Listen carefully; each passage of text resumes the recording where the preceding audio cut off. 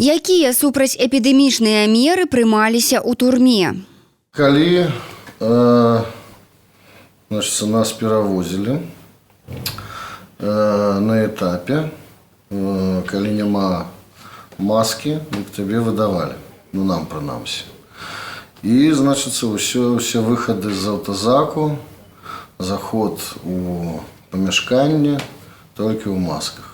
Значыцца, на Акрэсціна гэта не было. Зараз як не ведаю. Ну і потым, у каморы, канешне, без масак, але ўсе выхады, калі там праверка ў камеры, калі там у калідор ставяць тебе тварам да сцяны, маски абавязкова, калі тебе выводзяць на прагулку, маска абавязкова. Ну, карацей, калі з камеры тебе выводзяць некуды ў агульны калідор, гэта маска, безумоўна.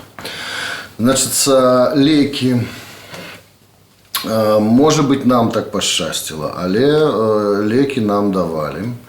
І на Акрэсціна, і ў Жодзіна каля каморы, каля дзвярэй, там такая кішэня выдзюбленая, і там былі лекі, якія просто складаваныя, і калі была патрэба, можна было паклікаць ахоўніка, і яны там выдавалі нейкую там таблетачку. Но то, што зараз адбываецца, я ж кажу, што мы з Леслі пасядзелі лайтова, бо у нас была магчымасць ляжаць, а зараз там я ведаю, што ўжо зусім турэмныя умовы, значыцца, матрацы скатаць ад раніцы, і да адбою фактычна людзям не даюць магчымасці паляжаць, а, безумоўна, там ёсць людзі хворыя і ў адкрытай форме гэтай самай хваробы, таму ёсць ужо вынікі і з нашымі спартоўцамі, і з простымі грамадзянамі, і з музыкамі, калі па выхадзе робіць чалавек аналіз і прывітанне каранавірусу. Вось неяк так адбывалася. Я ведаю, што зараз людзі з каранавірусам ляжаць, і ахоўнікі нічога з гэтым не робяць, кажуць. Дасядзіце і так. Ўсё, у прынцыпе, залежыць ад тых людзей, якія працуюць у гэтай пенітэнцыярнай сістэме, бо там ёсць розніца. Канешне, розныя людзі. Ўсё залежыць ад змены, прынамсі, ў Жодзіну. Я магу за гэта казаць, бо, наколькі я ведаю Баранавіча, там умовы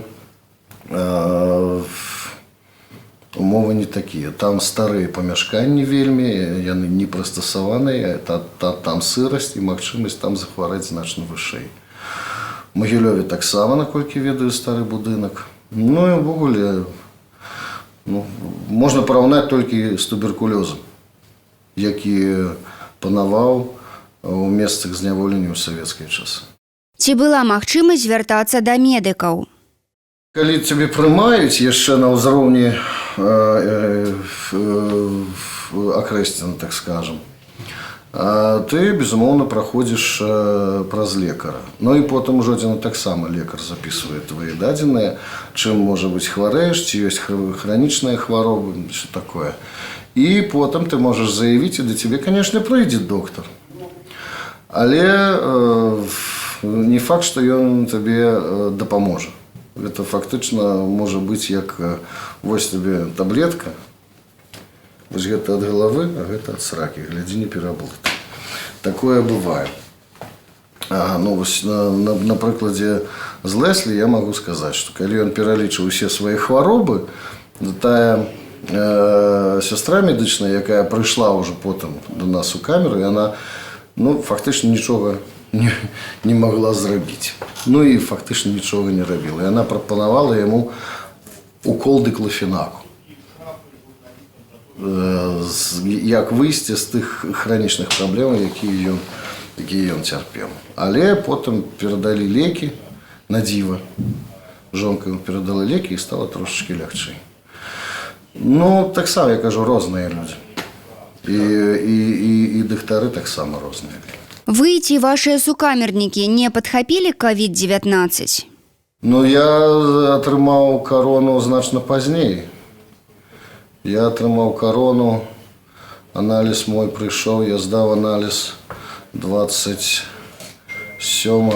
кастрычніка А атрымаў я станоўчы адказ, потому што ў мяне каранавірус толькі 30-го. Так што ўжо прайшоў час, месяц прайшоў пасля майго выхаду. Так што гэта, хутчэй за ўсё, з турмой не было звязана. А з маіх сукамернікаў, здаецца, ніхто не падчапіў. А дзяўчаты, якія сядзелі з намі побач, з імі нехта з іх захвараў, здаецца. Адразу пасля турмы. Ну, гэта зараз проста, калі ты выходзіш з гэтых сутак, адразу трэба ісці і здаваць аналіз. Бо вельмі шмат людзей у цесных памяшканнях. Ці шмат паступае ў турмы тых, хто хварэе на ковід? Ну як? Ну, людзі самыя, можа быць, не ведаюць. Можа быць, няма сімптомаў, а сімптомы з'явяцца на фоне стрэсу трохі пазней, праз дзень, праз суткі, калі ты ўжо там знаходзішся. Ёсць выпадкі, калі людзі трапляюць у пастарунак і трапляюць на акрэсціна, а ў іх з сабой гэта самая даведка, што ў каранавірус. Яна нават не ратуе. Ну, што ўсё роўна цябе захапаюць. І потым цябе выставляюць, вось як гэта вядомая гісторыя, што ты, скаціна, ўсё роўна пайшоў распаўсюджваць гэтую заразу, мы яшчэ штраф табе залепім.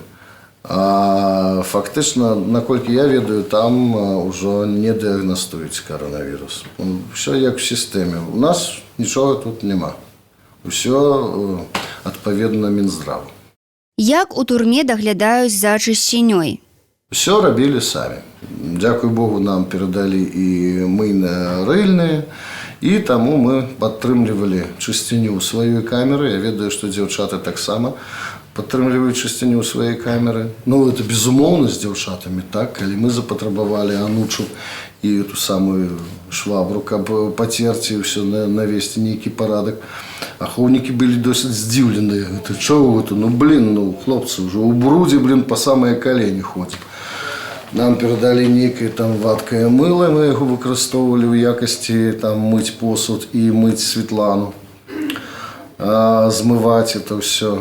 Каб, ну, просто хаця б нейкія санітарныя нормы падтрымліваць. Ну, безумоўна, санітайзера нам не паложана, таму проста мыць рукі і максімальна кантакты абмежаваць. То бок не абнімацца, не цалавацца, не ўсё. Но складана абмежаваць 1,5 метрамі там, ці 2 метрамі ў камеры, дзе мусіць быць 8 чалавека сядзіць, там 10 ці 12. Ну, і ўсё роўна ты ж спрабуеш займацца нейкім спортам, неяк рухацца. Калі цябе выводзяць на прагулку, дык гэта прастора значна меншая нават, чым камера. Такі каменны мяшэчак. І там значна менш прасторы. Ну, неяк хавацца самім, нейкія маскі, нешта такое. Усё самі. Ці можна ў турму перадаваць маскі ды лекі? Так, магчымасць ёсць.